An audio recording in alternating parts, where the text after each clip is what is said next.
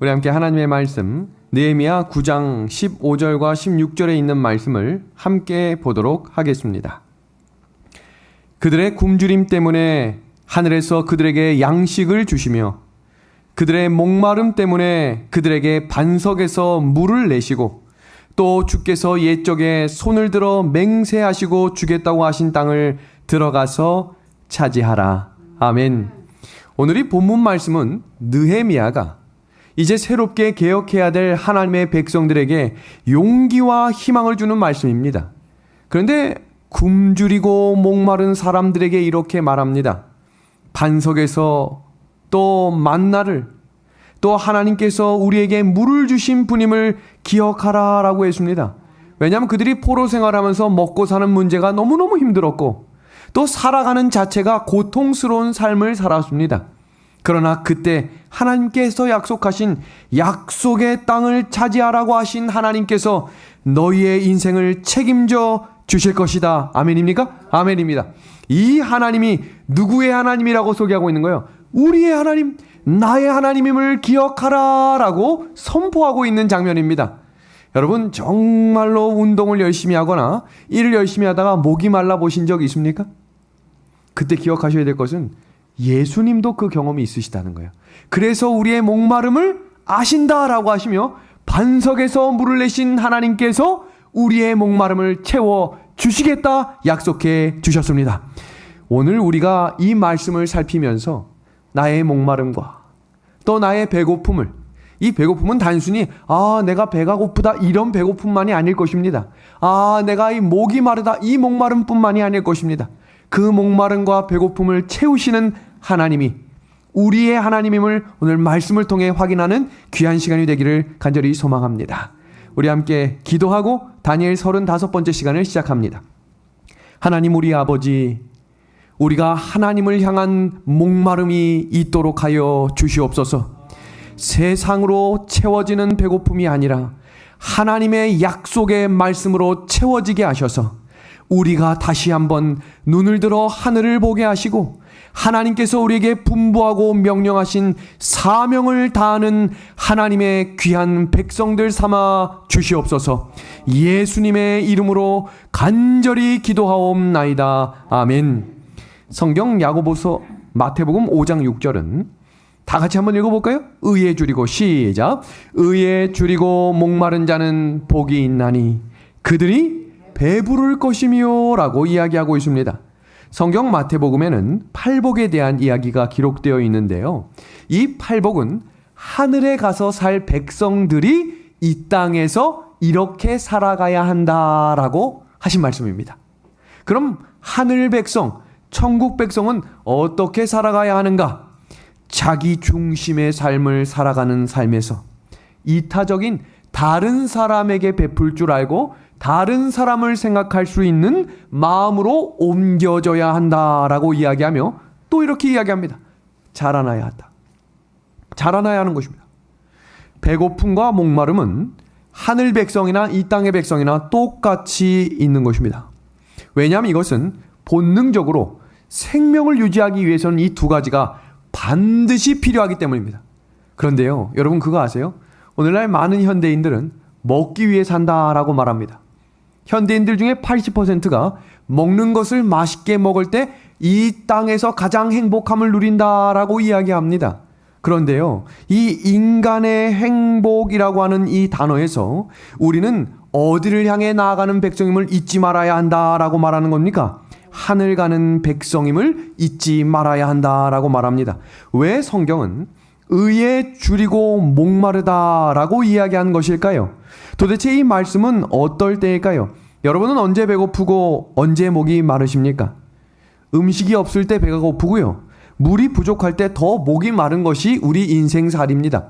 그런데 성경은 의에 줄이고 목말라야 한다라고 이야기하신 이유는 성경 주석은 이렇게 주석하고 있습니다. 내 안에 의가 없음을 깨달은 사람만이 의에 줄이게 되겠다 그랬어요.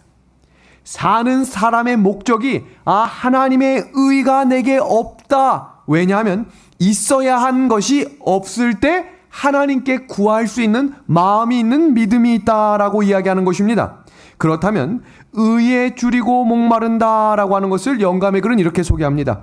의는 거룩하고, 여기 또 뭐라고 되어 있습니까? 누구와 같이 되는 겁니까? 하나님과 같이 된다라고 이야기합니다. 의라고 하는 것은 예수님처럼 거룩하게 되는 것입니다. 이것은 그래서 의에 줄이고 목마르다라고 하는 것은 예수님을 향해 예수님을 만나고 싶어서 예수님이 나의 구주가 되어셔야 한다는 것을 매일매일 요청하고 예수님 나와 함께 해주십시오라고 하는 기도를 쉬지 않는 자임을 이야기하고 있는 것입니다. 여기 보십시오. 예수님처럼 되고자 하는 것뿐만 아니라 예수님처럼 내가 살고 싶습니다. 나와 동행해 주십시오라고 이야기하는 것입니다. 영감의 글입니다. 하나님의 의는 그리스도를 통하여 실현된다. 그러므로 우리는 그분을 받아들임으로써 뭘 얻게 되는 거예요? 의를 얻게 되는 것입니다. 여러분, 제가 손흥민 자서전을 한번 찾아서 읽어봤어요. 사람들은 이제 지금 현재 완성된 손흥민과 그의 아버지 송 감독이 어린 시절 정말 혹독한 훈련을 시켰다라고 하는 이야기만 알아서 제가 한번 도서관에서 자서전을 한번 쫙 찾아봤습니다. 근데 놀라운 사실을 발견됐어요. 지금 윤예섭 요 꼬마 아이 나이 10살 때 하루 훈련량이 어떻게 했냐면 오른발로 500번, 왼발로 500번을 골대 안에 들어가야만 통과가 되십니다. 더 충격적인 사실은 공을 떨어뜨리지 않고 운동장을 10바퀴를 뛰어야 했습니다. 이런 훈련을 무려 15년을 쉬지 않고 한 것입니다. 프리미어 리그에 진출해서도 다른 선수들보다 먼저 오고 다른 선수보다 나중에 가면서 저 선수는 도대체 뭐가 저렇게 부족해서 골을 많이 찰까? 여러분, 충격적인 사실. 프리미어리그 사람들의 1년 연봉이 우리가 상상하는 숫자를 훌쩍 뛰어넘잖아요. 그래서 돈과 여자에 아주 취약하게 노출되어 있는 사람들이 그들이랍니다. 이 손흥민 선수가 우상처럼 생각했던 선수가 호날두라고 하는 선수였는데 그 선수가 하는 모습을 보고 나도 저런 사람처럼 꿈을 꾸고 싶다. 그런데 이 꿈을 향해 나아가려면 절제하는 것을 잊어서는 안 된다라고 하는 목마름이 있었대요. 어떤 목마름이요? 내가 술을 먹고 여자를 먹고 인기에 취하는 목마름이 아니라 꿈을 향한 목마름이 매일매일 있었대요. 한번 생각해 보십시오. 다들 끝나고 우르르 술 한잔 하러 갈 때 손흥민 선수가 안 가는 겁니다. 그럼 우리가 생각할 때 이 사람 사회성이 결여되네. 이 사람 정말 주위에 친구가 없겠네. 손흥민처럼 안티 없는 사람이 없고 손흥민을 안 좋아하는 사람이 없을 정도로 도대체 그의 비결이 무엇인가? 여러분, 밤 9시가 되면 취침하는 사람, 저녁에 야식을 절대 먹지 않는 사람, 매일 새벽 일어나 주어진 훈련을 매일 하루도 빠짐없이 하는 사람, 그 사람이 손흥민입니다. 그냥 단순하게 축구를 잘하고 왼발 오른발을 잘 차는 것이 아니라 꿈을 향한 목마름 때문에 무엇을 참을 수 있고 무엇을 견뎌야 하는지를 어린 시절부터 인성과 실력의 균형적인 교육을 배운 것입니다. 이 선수가 골무츠라고 하는 이 EPL에서 가장 최우수 선수, 골을 가장 많이 준 선수에게 주는 상을 받고 다음과 같은 인터뷰를 했습니다. 매일 밤 최고가 되는 꿈을 꾸었습니다. 여러분, 20대 후반의 젊은이가 하고 싶은 게 없겠습니까? 10시에 잠을 자고 싶겠습니까? 밀린 드라마, 밀린 영화 보고 싶지 않겠습니까? 그것을 다 뒤로 해놓은 이유는 그는 꿈을 향한 목마름이 있었기 때문이라고 말합니다. 꿈을 꾸고 싶은데 꿈에도 안 나왔던 적이 많았다라고 이야기하며 정말 TV로 보던 일들이 제가 주인공이 돼서 이제 그 상을 들고 있다는 것이 아직도 믿기지 않습니다라고 이야기하며 저는 오늘도 일찍 잘 것입니다. 이렇게 이야기했습니다. 왜 그럴까요? 목마름입니다. 여러분, 우리가 기억해야 될 것은 예수님도 목마르셨다라고 이야기했습니다. 제가 오늘 이 성소에 대해 시작하면서 오늘은 그 성소에 관련된 절기를 공부하려고 하는데요. 도대체 이 목마름이 그것과 무슨 연관이 있는가? 성경 요한복음 19장 28절의 말씀입니다. 그 후에 예수께서 모든 일이 이미 이루어진 줄 아시고 성경을 응하게 하려 하사 이르시되 뭐라고 말합니까? 내가 목마르다. 그럼 도대체 의에 줄이고 목마른 게 무엇인지, 왜 예수님이 십자가에서 굳이 그 7개의 마지막 유언 중에 그 중요한 순간에 내가 목마르다고 말씀하신 이유는 무엇일까? 여러분, 사람이요, 수분이 부족할 때 나타나는 증상이 있다고 합니다. 우리 운동하고 목마르시죠? 막 열심히 걷기 운동한다면 목이 마르다. 근데 가끔 이런 생각 들지 않으세요? 너무너무 목이 마르면 이러다 내가 죽는 게 아닌가. 절대 안 죽는답니다. 왜냐하면 그것은 사람에게 1% 물이 부족할 때 생기는 일반적인 갈증이랍니다. 그리고 2%의 물이 부족하면 집중력이 저하되기 시작한답니다. 그리고 4%와 5%의 물이 부족하면 사람이 불안하고 초조해집니다. 사람의 전체 몸의 퍼센테이지가 몇 퍼센트가 물로 되어 있다고 배우십니까? 70%죠. 이제 그 중에 10%가 부족해지면 사람이 혼수 상태에 빠지고 20%가 부족하면 사람은 사망한다라고 이야기하고 있습니다. 예수님도 이 땅에 살아가시면서 목마르신 적 있습니까? 십자가 사건 외에도 있으셨어요.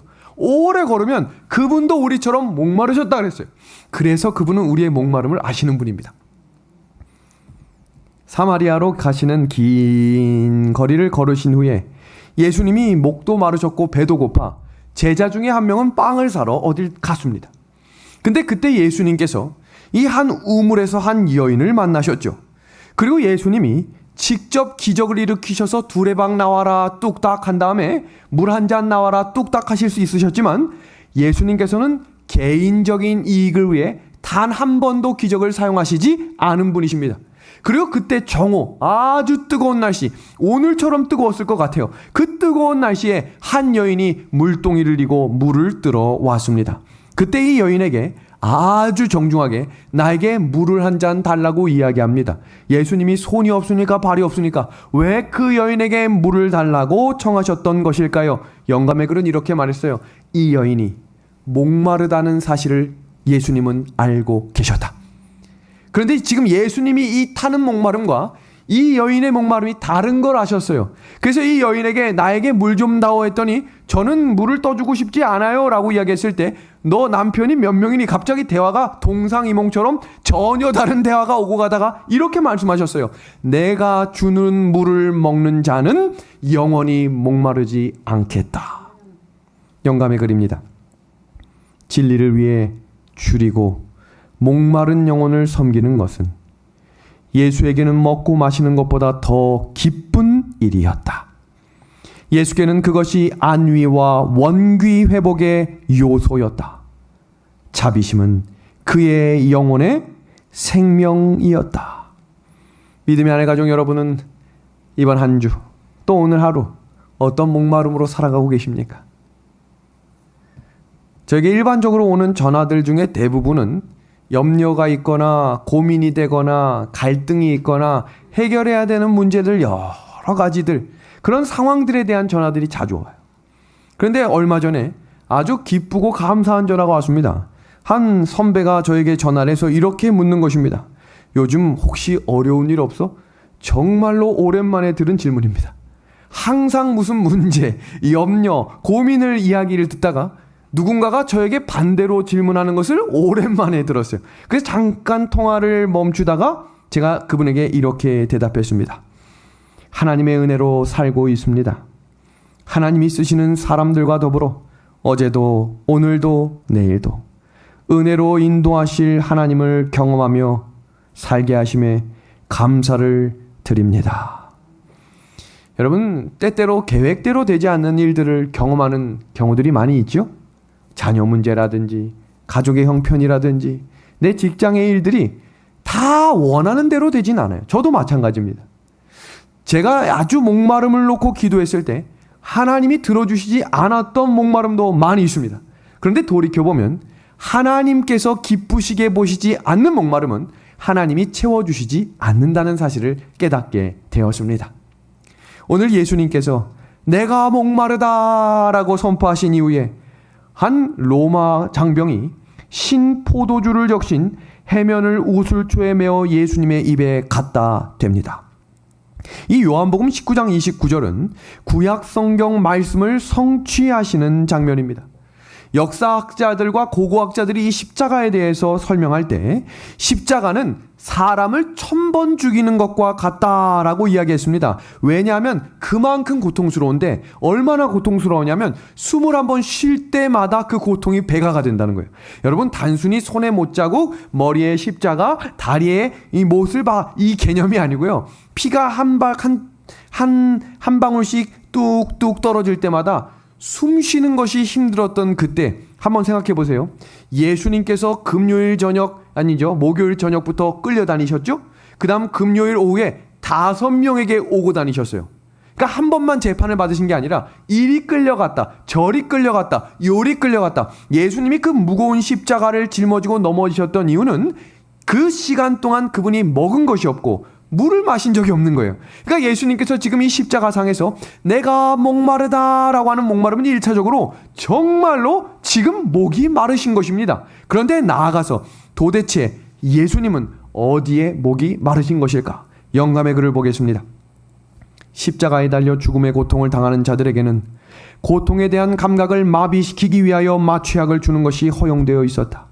예수님에게도 그 마취약이 주어졌으나 예수께서는 맛보시고 그것을 거절하셨다. 그분은 당신의 마음을 흐리게 하는 어떤 것도 받지 않으셨다. 그분의 믿음은 하늘을 굳게 붙잡아야만 하였다. 그것이 그분의 유일한 힘이었다. 그분의 감각을 흐리게 하는 것은 사탄을 유리하게 만들어줄 것이었다. 지금 예수님이 내가 목마르다 하는 것은 지금 누구를 붙들고 싶다는 거예요? 누구와 함께 하고 싶다는 거예요? 누가 나에게 필요하다는 거예요? 하나님입니다. 하나님의 의가 지금 사라졌습니다. 왜요? 모든 죄를 짊어지고 계셨기 때문에 이제 하나님과 분리되는 순간 나는 하나님이 없으면 안 됩니다 라는 고백을 하고 있는 것입니다. 육신의 목마름보다 더 타는 큰 목마름으로, 여러분 그거 아세요?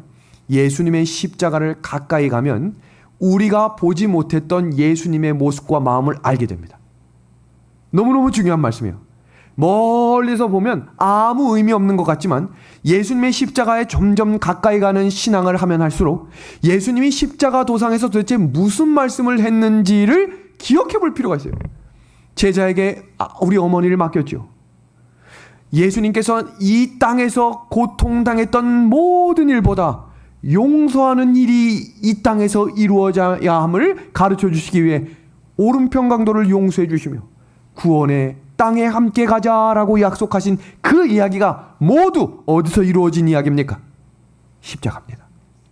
거기에 목마르다.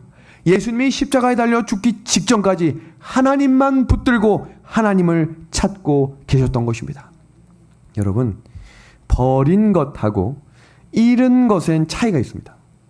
버린 것이라고 하는 것은 아무리 좋아 보여도 찾는 사람이 없으면 그건 버린 겁니다. 사람도 그럴 수 있어요. 어느 순간부터 연락이 오지 않고 어떤 사람에게도 필요한 존재가 되지 않는 것은 매우 슬픈 일입니다. 왜냐하면 버린 존재가 될 수 있는 것이기 때문입니다. 그러나 반대로 잃은 것은 무엇인가? 아무리 형편없어도 아무리 보잘것없어도 찾는 사람이 있다면 그 사람은 잃은 사람입니다. 그런데 우리에게 이것이 구원과 희망이 되는 이유는 예수님이 우리를 찾고 계신다는 사실입니다. 감사합니까? 아멘이죠. 이 말씀 다 같이 읽어볼까요? 인자에 온 것은, 시작, 인자에 온 것은 어떤 사람을요? 잃어버린 자를 찾아 구원하려 하심이라. 그 자리가 십자가였습니다. 얼마 전에 우리 동중한 앞에 동역자 귀한 선배님이 아주 췌장암이라고 하는 무서운 질병으로 돌아가셨습니다. 이 자리에 꽉 채운 사람들 앞에서 후배 목회자들 40명이 함께 찬양을 불렀습니다. 사명이라고 하는 찬양을 불렀는데요. 그 찬미 다 기억하시지요? 이 찬미를 부르는데 몇 명의 후배들이 흐느껴 울기 시작했습니다. 그러니까 찬미를 부르는 것이 아니라 그 자리에서 찬미를 부르지 못하고 이 마스크 그 뒤에 그 뜨거운 눈물이 흐르는 장면을 제가 보면서 저도 아주 눈물이 흘렀습니다. 여러분, 근데 이 가사 중에요, 마지막 후렴구에 이런 구절이 있어요. 아버지 나를 보내주오. 나는 달려가겠소. 목숨도 아끼지 않겠소. 나를 보내주. 제가 이 찬미를 듣고 부르면서 어떤 생각이 들었냐면, 하나님께서 왜 우리를 재림교인으로 불러주셨을까? 여러분, 우리 재림 성도들은 토요일에 예배드리라고 불러주신 교단이 아닙니다. 토요일에 함께 예배드리는 것으로 만족하는 공동체가 아니라는 것입니다. 그렇다면 우리에게 하나님이 맡겨주신 사명이 무엇일까? 왜 하나님이 지금 나를 이 자리에 앉히셔서 이 회사를, 이 학교를, 이 가정을 왜 맡기셨을까? 그것이 예수님이 십자가에서 내가 목마르다고 외치신 하나님을 닮고 그 하나님을 먼저 알았던 사람들이 고백할 수 있도록 만들어주신 사명이라는 사실입니다. 그 사명을 다해야 우리 예수님이 이 땅에 오실 수 있을 것입니다. 제가 전에 있던 교회에서는 매일 아침 필리핀 선교사들하고 예배를 드렸어요. 그 선교사들은 오후 1시부터 일을 했지만 제가 8시 30분에 모이게 해서 매일매일 예배를 드렸습니다.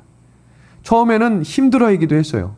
근데 그게 1년이 지나자 그들에게 가장 기쁘고 좋은 시간은 예배 시간이라고 이야기했습니다. 그들은 정말 아침부터 저녁까지 엄청 많은 일을 합니다. 토요일에도 정말 많은 일을 해요. 제가 미안할 정도로 일을 많이 했습니다. 근데 한 번도 불평하거나 불만을 토로하지 않았습니다. 근데 어느 날 저에게 이 서울 지역에 있는 필리핀 선교사들이 모이는 곳에 함께 예배를 드리는데 말씀을 부탁한 것입니다. 제가 주저없이 알겠다고 이야기했습니다. 일요일 아침 8시 30분 청년관에 모인 30명의 선교사들이 얼마나 뜨겁게 찬미하고 예배를 드리는지 제가 깊은 감동을 받았습니다. 저는 그것으로 끝나는 줄 알았는데 이들이 말도 잘 통하지 않는 사람들에게 전도지를 들고 나가는 것입니다. 그걸로 끝나는 게 아니에요. 오후에는 동네 주변에 이 빗자루를 들고 나가 쓰레기 청소를 하기 시작하고 쓰레기 봉투에 여러 개를 담으며 어려운 사람들에게 말씀을 전하고자 노력하고 있는 것입니다. 여러분, 복음은 누가 누구에게 전하는 겁니까? 먼저 알고 있는 사람이 알지 못하는 사람들에게 전하는 것입니다. 여러분, 제가 그들에게 물어봤어요. 너희 오늘 정말 쉬는 날인데 이렇게 하는 것 너무 어려운 일 아닌가? 라고 이야기했을 때 이렇게 대답했습니다. 이것은 하나님이 우리에게 주신 특권입니다. 감동적이죠? 우리는 이 나라로부터 너무나 많은 축복을 받았습니다. 그래서 이곳에 있는 하나님의 자녀들을 섬김으로 하나님을 섬기는 것이 우리의 기쁨입니다. 여러분, 우리가 회복해야 될 마음, 왜 의에 줄이고 목말라야 하는지, 그들에게 하나님이 주시는 영원한 생명을 주시는지를 기억하면 좋겠습니다.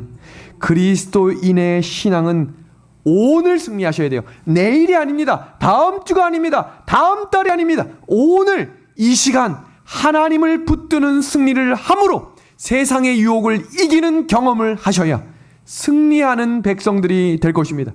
성경은 계속해서 나오는 단어는 하루입니다. 하루. 예수님이 내 십자가를 지고 나를 따라오라 라고 하는 것도요, 여기 노란 글씨 뭐라고 되어 있습니까? 날마다입니다. 다음 고린도전서 15장 31절에 날마다 죽어야 한다라고 이야기했습니다. 일주일에 한 번만 죽으러 나오시면 안 돼요. 매일매일 죽으러 하나님께 나아가야 합니다. 시편에서도 이렇게 고백합니다. 날마다라고 고백합니다. 에녹도 우리 지난 시간에 살폈죠. 왜 살아서 하늘에 갈 수밖에 없었는지, 날마다 하나님과 교제하기를 원했기 때문입니다. 여러분, 이제 우리가 성소로 들어가 볼까요? 성소는 하나님을 만나는 곳인데, 그 만나기 위해 해결해야 될 것은 죄를 가지고는 성소 안으로 들어갈 수가 없어요. 그래서 반드시 뜰의 번제단에서 그 죄값을 피로 치러야만 예수님이 제정하신 성소 안으로 들어갈 수 있어요. 제가 매일매일 반복적으로 하고 있는 이 이야기는 그저 흘러가는 이야기가 아니라 반드시 해결하고 넘어가야 될 원칙입니다. 우리 성경 출애굽기 34장 24절의 말씀을 보겠습니다. 내가 열방을 내 앞에서 쫓아내고 내 지경을 넓히리니 내가 매년 3번씩 여호와 너희 하나님을 보이러 올 때에 아무 사람도 내 땅을 탐내어 엿보지 못하게 하리라. 여러분, 이스라엘의 3대 절기 기억하십니까? 너무너무 중요한 거니까 지금부터 주목해서 우리 방송으로 보시는 분들도 눈을 크게 뜨고 하나씩 살펴보겠습니다. 첫 번째는 6월절입니다. 그리고 두 번째는 77절입니다. 6월절까지는 오케이, 내가 이 정도는 알지. 근데 77절부터 조금씩 헷갈리기 시작해요. 세 번째는 초막절입니다. 오늘 이 세 개의 절기뿐만 아니라 예수님께서 우리에게 직접 보여주신 7개의 정리를 이번 주와 다음 주에 걸쳐서 2번 시간 동안 이 7개의 절기를 잘 정리하시길 바랍니다. 이 절기가 하나님이 우리를 구원하시는 원리를 정확히 소개하고 성소에서 이루어지는 매우 중요한 절기이기 때문입니다. 먼저 개요를 좀 소개하겠습니다. 예수님의 초림과 관련된 봄절기입니다. 오늘 이 4가지를 하나씩 자세히 소개해 드리겠습니다. 첫 번째 6월절이죠. 이 달이 몇 월입니까? 몇 월? 1월. 요걸 기억해 주십시오. 잠시 후에 성경 구절 하나하나씩 살핍니다. 다음은 무교절입니다. 무교절은 뭡니까? 누룩 없는, 없을 무겠죠. 무교절, 누룩 없는 빵을 먹는 날이다. 근데 며칠 동안 먹습니까? 일주일이라는 것을 염두해 주십시오. 다음입니다. 초실절입니다. 초실절은 흔든다라고 해서 성경의 요제절이라고도 기억되어 있고 처음 익은 곡식단을 흔듭니다. 그렇다면 도대체 왜 흔들까? 오늘 이 내용을 처음 듣는 분들도 있을 텐데 어렵지 않아요. 아주 쉽게 하나씩 공부할 거니까 우리 3학년 어린이들도, 청년도, 장년도, 방송으로 보는 분들도 집중해서 한번 배우는 김에 자세히 한번 잘 배워보시길 바랍니다. 다음은 77절인데 3월 6일이죠. 1월 16일부터 3월 6일까지를 요일수로 계산하면 49일이 지난 50일째입니다. 그래서 오순절이라고 하는 그때 일어났다라고 해서 맥추절 77절이라고 불리우며 보리 추수를 감사하고 십계명을 다시 한번 반포하는 특별한 기간이었습니다. 다음은 예수님의 재림과 관련된 가을 절기인데요. 나팔절, 대속제일, 초막절입니다. 이 내용은 우리가 다음 시간에 배울 것이기 때문에 다음 시간에 이 내용을 조금 더 자세하게 공부해 보도록 하겠습니다. 영감의 글입니다. 성소에서 멀리 떨어진 곳에 사는 자들은 매년 한 달 이상을 연중절기에 참석하기 위하여 바쳐야 하였다. 하나님께 헌신한 이 같은 모범은 종교적 예배의 중요성과 우리의 이기적 세속적 이익을 영적이요 영원한 이익 아래에 종속시켜야 할 필요를 강조해 주고 있다. 하나님을 섬기는 일에 서로 굳게 하고 격려하기 위하여 함께 모이는 특권을 게을리할 때에 우리는 커다란 손실을 당한다. 하나님의 말씀의 진리가 우리의 마음속의 생기와 중대성을 잃고 우리의 마음이 그것을 성화시키는 가마로 개발되고 부흥되기를 멈추고 영적으로 퇴보하게 된다. 이어지는 글입니다. 우리가 그리스도인으로서 서로 교제할 때에 서로 간의 동정심이 부족함으로 큰 손실을 당한다. 자기를 스스로 가두어 두는 것은 하나님께서 그에게 기대하신 위치에서 벗어나는 것이다. 우리는 모두 다 한 아버지의 자녀이며 서로의 행복을 위하여 상호간에 의지해야 한다. 하나님의 요구와 인간의 요구가 우리에게 있다. 사명이죠. 우리가 배웠습니다. 우리로 동포들을 동정하게 만들고 다른 사람을 축복하고자 노력하는 중에 행복을 얻게 되는 것은 우리들의 성품의 사교적인 요소를 올바르게 개발시키게 되는 것이다. 여기 한 시를 소개합니다. 사람이 아름답지만 살 없이 뼈만 있는 해골은 무섭다. 그렇죠? 율법이 공의로운 것이로되 사랑 없이 원칙만 있는 율법은 무섭다. 그렇죠? 그렇다고 살이 뼈를 버리면 형상을 잃어버린다. 이 시는 하나를 강조합니다. 여러분, 균형적인 신앙을 해야 합니다. 듣고 싶은 말씀만 찾아다니시면 안 돼요. 때때론 조금 거칠고 딱딱한 말씀이어도 들을 수 있는 귀를 달라고 기도하시고 이 말씀이 균형지게 배워지고 익혀짐으로 성경에서 말하는 올바른 신앙 안에서 뭐 하게 되는 걸까요? 자라나게 되는 겁니다. 우리 태섭이를 제가 사랑한다고 해서 매일매일 죽만 주면 되겠습니까? 영양 불균형이 생기겠죠? 너무너무 좋아한다고 해서 매일 과자만 주면 문제가 생기겠죠? 마찬가지로 우리가 먹는 말씀, 밥이 골고루 균형지게 배우셔야 합니다. 그 중에 하나가 바로 성소 문제입니다. 자, 이 장면 뭐 하는 장면 같습니까? 출애굽입니다. 출애굽을 하는 이스라엘 백성들이 이 출애굽을 하기 전에 겪었던 일들을 우리는 열재앙이라고 말합니다. 우리 열재앙 한번 복습해 볼까요? 첫 번째 재앙, 무슨 재앙이죠? 피입니다. 두 번째 재앙, 무슨 재앙입니까? 개구리입니다.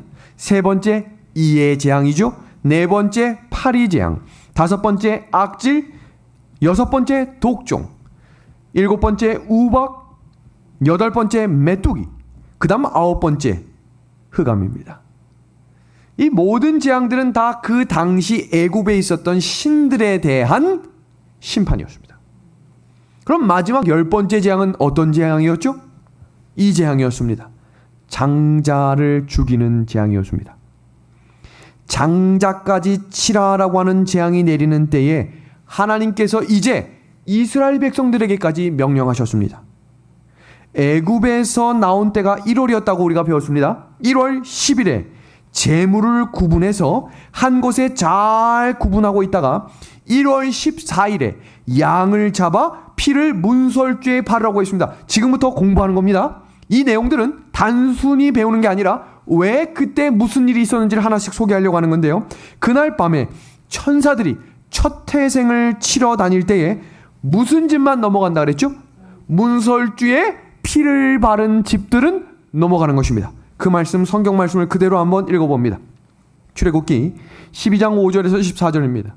너희 어린 양은 흠없고 1년 된 수컷으로 하되 양이나 염소 중에서 취하고 이달 14일까지 간직하였다가 1월 14일입니다. 이 요일수도 잘 보셔야 돼요. 다음입니다. 해질 때에 이스라엘 회중이 그 양을 잡고 그 피로 양을 먹을 진문 좌우 설주와 임방에 바르고 그 밤에 그 고기를 불에 구워 무교병, 잠시 후에 자세히 배울 겁니다. 무교병과 쓴 나물과 아울러 먹되 너희는 그것을 이렇게 먹을지니 허리에 띠를 띠고 발에 신을 신고 손에 지팡이를 잡고 급히 먹으라. 이것이 여호와의 뭐라고 되어 있습니까? 유월절이라. 내가 그 밤에 애굽 땅에 두루 다니며 사람과 짐승을 물어나고 애굽 나라 가운데 처음 난 것을 다 치고 애굽의 모든 신에게 벌을 내리리라. 나는 여호와로라. 내가 애굽 땅을 칠 때에 그 피가 너희의 거하는 집에 있어서 너희를 위하여 표적이 될지라. 내가 피를 볼 때에 너희를 뭐 하겠다 그랬어요? 넘어가리니 재앙이 너희에게 내려 멸하지 아니하리라. 너희는 이 날을 기념하여 여호와의 뭘 삼으라고 되어 있어요? 절기를 삼아 영원한 규례로 대대에 지킬지니라. 사람들이 문설주의 좌우 문방에 피를 바르고 쓴 나물과 무교절에 빵과 떡을 나누기 시작합니다. 그 장면 이어집니다. 첫째 달 그달 14일 저녁부터 21일 저녁까지 너희는 무교병을 먹을 것이요. 그러니까 며칠 동안 먹는 거예요? 7일 동안 무교병이라고 하는 것을 먹는데 이어지는 구절. 이래 동안은 누룩이 너희 집에서 발견되지 아니하도록 하라. 무릇 유교물을 먹는 자는 타국인이든지 본국에서 난 자든지 막론하고 이스라엘 회중에서 뭐 하겠다고 되어 있어요? 끊어지겠다 그랬습니다. 무교병이라고 하는 것은 누룩을 넣지 않은 빵과 떡입니다. 며칠 동안이요? 7일 동안입니다. 왜 그럴까? 누룩이 섞인 발효된 빵을 먹는 사람은 끊어지겠다라고 이야기했습니다. 무교절이 이때부터 시작한 것입니다. 그러니까 출애굽을 하기 전에 생겨난 절기가 두 개죠. 복습입니다. 첫 번째 유월절, 두 번째 무교절입니다. 이렇게만 정리하시면 돼요. 그리고 무교절에는 뭘 먹지 않게? 누룩이 들어간 것을 먹지 않게 하셨습니다. 왜 그럴까? 잠시 후에 소개하겠습니다. 다음 이어지는 장면입니다. 출애굽기 12장 13절입니다. 내가 애굽 땅을 칠 때에 그 피가 너희가 사는 집에 있어서 너희를 위하여 표적이 될지라. 내가 피를 볼 때에 너희를 넘어가리니 재앙이 너희에게 내려 멸하지 아니하리라. 마지막 때에 하나님의 심판의 때에 예수님의 십자가를 믿는 자들만 살겠다고 하는 약속의 말씀입니다. 확실합니다. 그렇다면 지금이 왜 피를 발라 문설주에 발랐고 왜 마지막 때에 하나님의 백성들이 십자가로 나가야 되는가? 죄 문제를 해결할 수 있는 방법은 예수님의 피밖에 없기 때문입니다. 그 피를 발라야 우리의 죄가 해결되기 때문입니다. 그럼 여기서 무교절의 의미를 살펴보겠습니다. 무교절은 유월절 다음 날부터 시작된 겁니다. 맞죠? 두 번째입니다. 희생된 양과 함께 누룩 없는 무교병을 떡을 먹게 했습니다. 그럼 누룩은 도대체 뭘 의미하는가 보겠습니다. 성경에는 누룩이라고 하는 단어가 두 가지 의미로 사용됩니다. 시험이란 단어가 세 가지 의미로 사용된다고 우리가 한번 배웠습니다. 첫 번째, 자기 잘못으로 오는 시험도 시험이요. 마귀가 주는 것도 시험이요. 예수님이 허락하신 것도 시험입니다. 근데 성경을 보면 그 시험이라고 하는 단어가 똑같이 원어가 사용돼요. 그러니까 앞뒤 문맥을 읽으시면서 이게 어떤 시험인지를 이해할 수 있도록 집중해서 보셔야 돼요. 마찬가지로 누룩도 두 가지로 사용되는데 하나는 이 누룩이 정결하고 천국을 의미할 때도 누룩이지만 죄, 없어져야 할 것, 불필요한 것들을 성경은 누룩이라고 표현합니다. 그럼 볼게요. 누룩은 식물을 부풀게 하거나 쉬 상하게 하거나 썩는 것, 외식과 위선이 상징될 때 누룩이라고 합니다. 그리고 심령을 부패케 하는 죄를 상징하기도 합니다. 그러나 무죄와 고난, 이중적인 상징으로 예수님의 무죄와 희생을 상징하기도 하지요. 이중적인 의미입니다. 자, 보겠습니다. 뱀, 성경에 뭘 의미합니까? 사탄, 마귀입니다. 그런데 이 예수님께서 이 광야에서 뱀에게 물린 사람들에게 놋뱀을 만들어 구리뱀을 들어서 그 뱀을 보는 자는 살겠다 이야기하신 이유가 뭡니까? 예수님께서 모든 죄짐을 짊어지시고 십자가에 달리실 것을 믿는 백성들은 눈을 들어 십자가를 보라라는 의미입니다. 그러니까 뱀이 다 똑같은 뱀은 아니라는 거겠죠. 유대인들은 무교절이 가까이 오면 집안을 대청소했습니다. 여기 중요한 단어 보겠습니다. 한 톨의 누룩이나 효소가 섞인 물질을 뭐하기 위해서. 그러니까 집안에 한 톨의 누룩도 남아있으면 된다, 안 된다? 안 된다는 거예요. 무슨 의미인가? 지금 똑바로 와주십시오. 구원받은 사람들의 죄에 대한 태도를 가르쳐 주는 겁니다.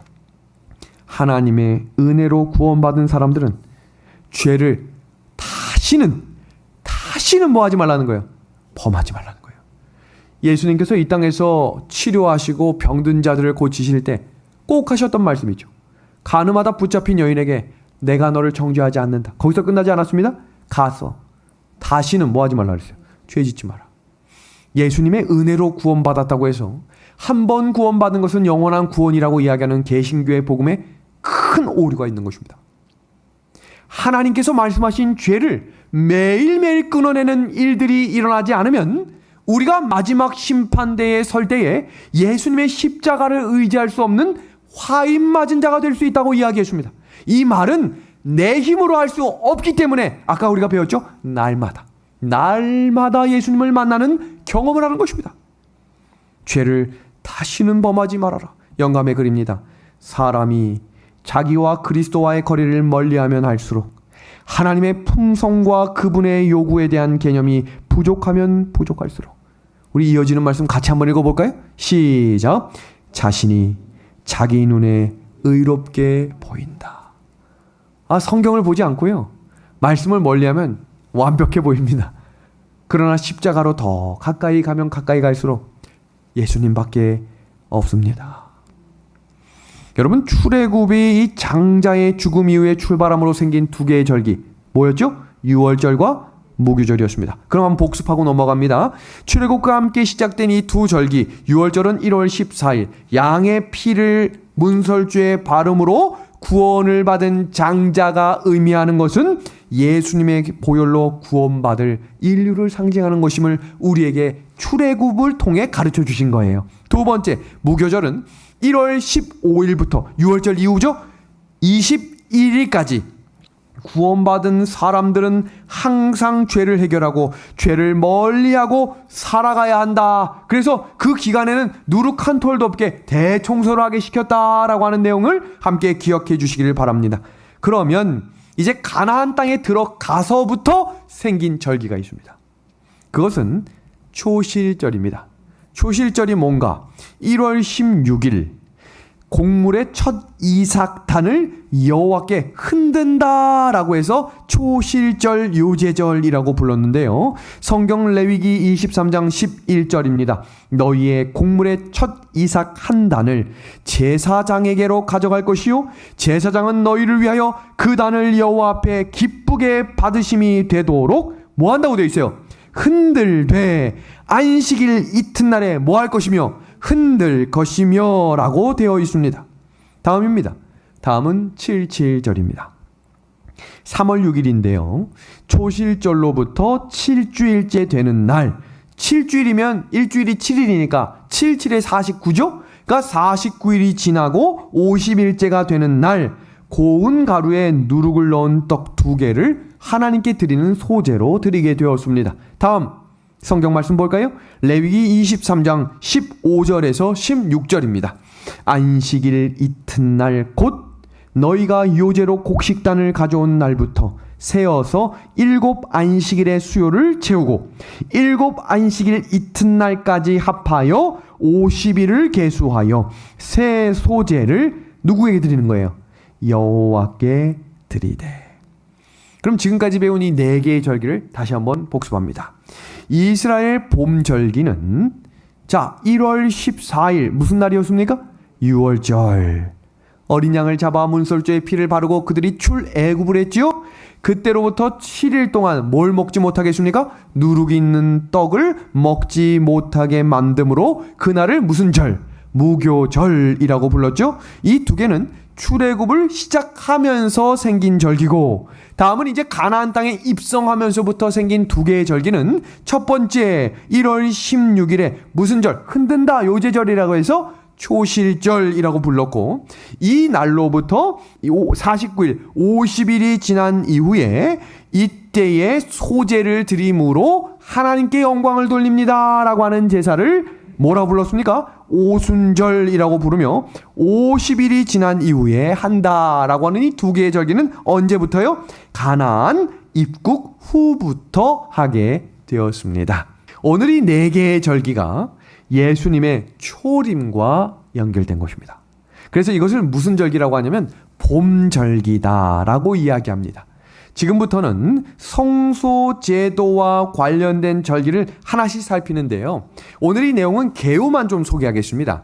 다음 시간에 가을절기, 대속제일, 나팔절 이 부분에 대한 초막절을 자세히 공부하고요. 오늘은 그 개요를 대략적으로만 소개하고 넘어갑니다. 처음 월삭과 나팔절입니다. 월삭과 나팔절은 7월 1일입니다. 매월 초하루를 월삭이라 했으며 이날에는 나팔을 불어 그 초하루를 알리고, 특별히 7월의 초하루는 대속죄를 열흘 앞둔 시기였으므로 더욱 중대한 의미를 갖는 날이었습니다. 그러니까 그 날을 10일 전에, 너무나 중요한 날이 시작되기 때문에 10일 전에 준비하라 라고 뭘 부는 거예요? 나팔을 불기 때문에 무슨 날? 나팔절이라고 부른 것입니다. 시편 82편 3절입니다. 월삭과 월망과 우리의 절일에 뭘 불어라? 나팔을 불지어다 말했습니다. 레위기 23장 24절입니다. 이스라엘 자손에게 고하여 이르라. 7월 곧 그달 1일로 안식일을 삼을지니 이는 뭘 부르라고요? 나팔을 불어 기념하는 날이요 성회라 그랬습니다. 그럼 이 나팔절로부터 10일이 지나면 그때가 무엇인가? 대속죄일입니다. 제가 이 성소를 계속해서 설명하는 이유는 그냥 의미 없이 하는 게 아니고요. 다니엘 8장과 9장을 이해하시려면 성소 정결이라고 하는 단어를 이해하셔야 돼요. 근데 많은 재림 성도들이 다니엘서 1장부터 6장까지 나오는 역사적인 이야기는 아멘 아멘 하고 잘 알다가 갑자기 성소 정결과 재림전 심판의 이야기와 2300주야가 나오는 순간 이게 뭔가 하는 경우가 있는데, 성소에 대한 공부를 명확히 공부하신 이후에 다니엘 9장을 들어가시면 전혀 다른 시선으로 성경을 깨닫게 될 것입니다. 제가 지금 이 8번, 9번에 걸쳐서 성소를 계속해서 강조하는 이유는 그 의미를 이스라엘 백성들은 다 알고 있었기 때문에 다니엘이 간단하게 한 구절로 쓴 거예요. 2300제가 되면 성소가 정결하게 되겠다. 다 알거든요. 왜냐하면 그들은 12살이 될 때까지 그 신명기와 이런 모든 내용들을 암기해야만 했어요. 그래서 그들은 몸소 그런 일들을 경험했습니다. 근데 예수님이 십자가에 달리시면서 안식일들을 폐하고라고 했는데 이 절기들에 대한 내용들을 예수님이 십자가에 달리시면서 성소에 있었던 모든 제사가 다 어디로 들어갔다 그랬어요? 우리 몸이 거룩한 성전이라고 했죠. 그렇기 때문에 성소에 대한 역사를 공부하고 있는 거고, 성소 정결을 이해하려면 하늘 성소 정결은 지상 성소 정결의 이해가 명확히 되어야 이해할 수 있는 부분입니다. 그래서 대속제일 한번 볼까요?